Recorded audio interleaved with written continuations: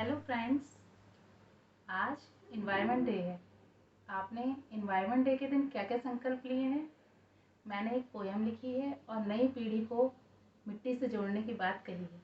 तो आइए मेरी पोयम सुनेंगे? जी हाँ, सुनेंगे। तो चलते हैं। मेरी पोयम का शीर्षक है ये तो होना ही था। जिस गति से मनुष्य शिखरों तक पहुंचा, जिस गति से मनुष्य शिखरों तक पहुंचा, उसी गति से अब वह पतन की ओर जा रहा है। उसी गति से वह अब पतन की ओर जा रहा है।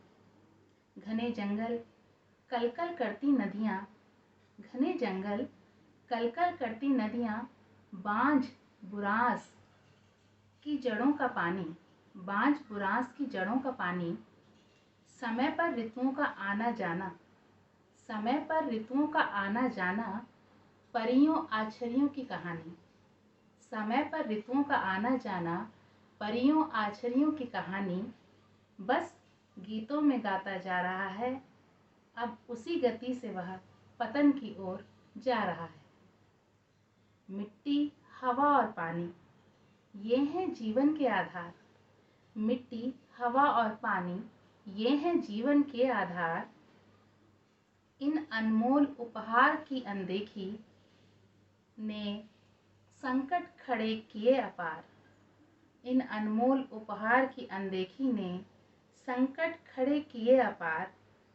अक्षर ज्ञान के घमंड में, अक्षर ज्ञान के घमंड में, संकट में डाला सारा संसार।